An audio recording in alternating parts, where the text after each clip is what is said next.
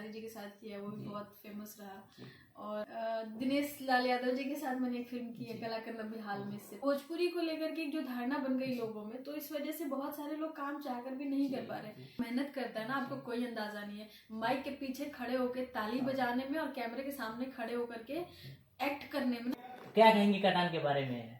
कटान को लेकर मैं जब मैंने स्क्रिप्ट सुनी थी तभी मैं बहुत एक्साइटेड थी और अभी मैं बहुत खुश हूँ। मतलब ये ऐसी फिल्म है जिसे करके मैं पर्सनली बहुत खुश हूँ, क्योंकि ये जो स्टोरी है ना वो पर्सनली मुझे बहुत अच्छी लगी। जब भी पहली बार जब बात हुई इस फिल्म के लिए तो 1 सेकंड में ही मैंने बोला कि स्टोरी सुन दे कि हाँ ये मैं कर रही हूँ, क्योंकि ये जो स्टोरी है, बाकी बहुत सारी घिसी पिटी कहानियां लगातार आ रही हैं बट कुछ नया आ रहा है मार्केट में, इस वजह से मैं बहुत खुश हूँ। और दूसरी चीज़ है कि हम समाज के मुद्दे को बाहर लेकर के आ रहे हैं, तो इस वजह से ये कटान फिल्म जो है वो और खूबसूरत हो जाती है। यानी कि फिल्म सामाजिक है। बेशक।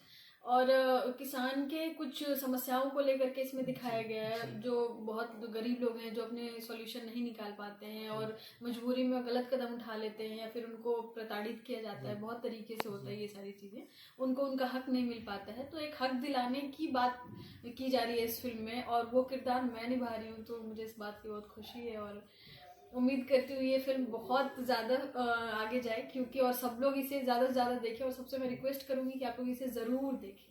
क्या भूमिका है इस फिल्म में आपकी? इस फिल्म में मेरी एक पत्रकार की भूमिका है, रिपोर्टर हूँ। तो जो किसान परिवार है, बहुत सारे लोग जो स्ट्रगल कर रहे हैं, तो उनको इंसाफ दिलाने का मेरा काम है। तो उनको शुरू से लेकर आखिरी तक मैं इंसाफ दिलाती हूँ, तो यही काम है। आप इसमें पत्रकार है और शायद आपने जर्नलिज्म किया है, तो क्या कहेंगे? अभी तो आप रियल से और रील में भी जर्नलिज्म। ये मेरे लिए और भी प्लस पॉइंट था, क्योंकि ये चीज़ मुझे पहले से भी बहुत अच्छी आती थी और इसका मुझे अपना ऑलरेडी एक्सपीरियंस भी था।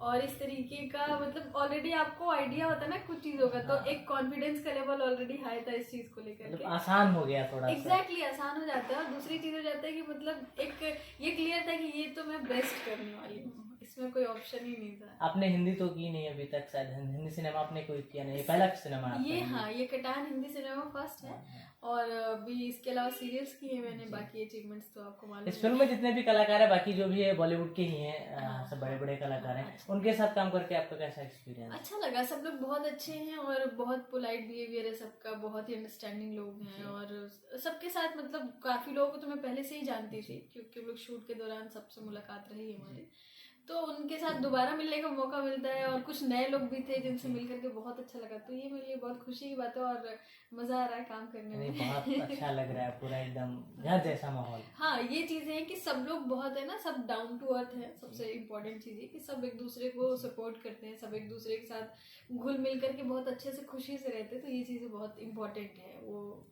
इसके पहले आपने भोजपुरी की है? भोजपुरी मैं कुछ फिल्में करने वाली थी जो मैं नहीं की, और उसके अलावा मैंने एल्बम सॉन्ग्स किए हैं, खेसारी जी के साथ किया, वो भी बहुत फेमस रहा। और उसके साथ काफ़ी सारे ऑफर्स थे, लेकिन वैसे तो उधर थी सीरियल्स में, तो इधर टाइम नहीं हो पाया। बट अभी स्क्रिप्ट अच्छी आ रही है, तो अभी आगे काम किया जाएगा। बहुत सारी स्टोरीज अभी लाइनअप है अच्छी। आपने कलाकार की है जुबली हाँ, एक दिनेश लाल यादव जी के साथ मैंने एक फिल्म की है कला करना भी हाल में, इससे पहले, तो अभी उसका भी इंतजार है। कैसा रहा एक्सपीरियंस वहाँ का भोजपुरी में काम करने का? अच्छा रहा। भोजपुरी में भी अभी जैसे पहले मुझे लग रहा था मैं करूं कि ना करूं, बहुत कंफ्यूजन था मुझे, और फैमिली से भी था कि आपको क्यों भोजपुरी करना, इस टाइप से था।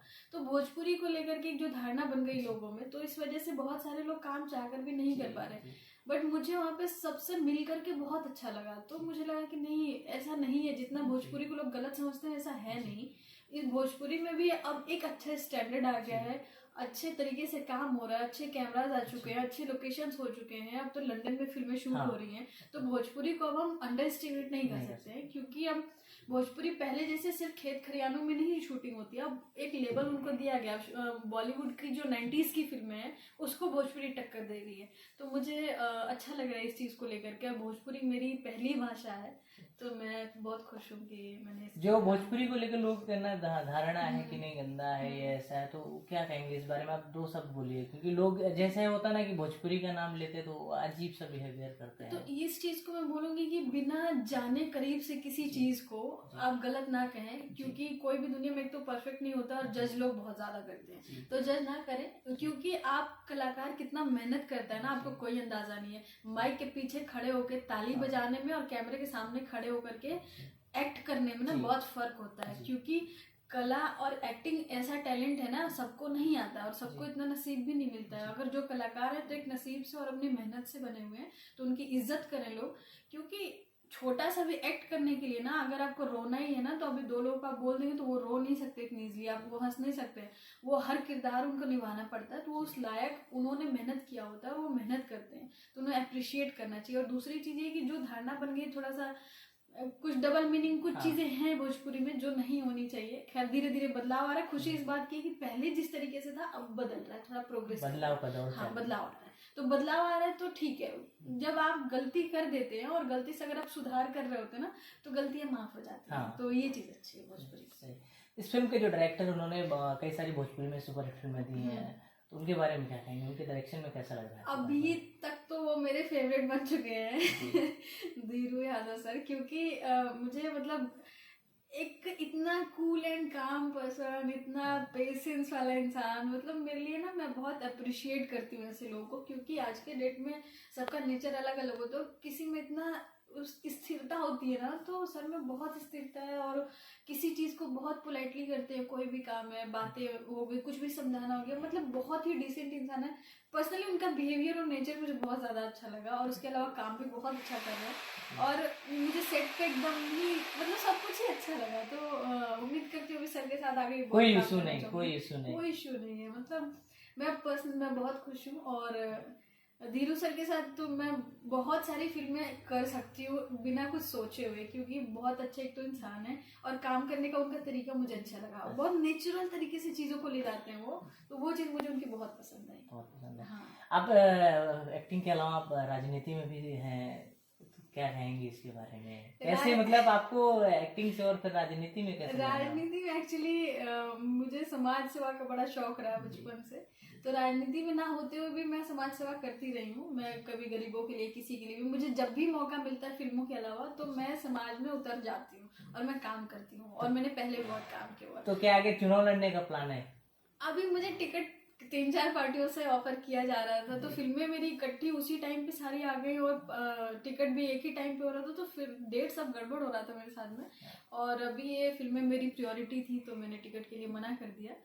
आगे अगर आने वाले समय में सब कुछ अच्छा रहा तो बिल्कुल कोशिश की जाएगी। जनता की सेवा का अगर आपको मौका मिल रहा है तो हर कोई उस लायक भी नहीं होता है, उतनी मैंने मेहनत की है तब मुझे टिकट ऑफर किया जा रहा है ना, तो उस चीज़ का मैं सम्मान करती हूँ कि उन्होंने मुझे इस लायक समझा, 4 पार्टियों ने मुझे टिकट ऑफर की बैक टू बैक, तो इस चीज़ के लिए मैं थैंकफुल हूँ। और आगे कोशिश की जाएगी, क्योंकि समाज सेवा की बात है और अपने देश की बात है, तो देश के लिए तो सब कुछ जाना चाहिए। दर्शकों से क्या कहेंगे कटान के बारे में? ये एक चीज आपको बता दूं, ये फिल्म हिंदी फिल्म है, भोजपुरी नहीं है, हिंदी और अवधी फिल्म है। अब क्या कहेंगे इस बारे में? हाँ, ये भोजपुरी नहीं है, ये हिंदी और अवधी फिल्म है।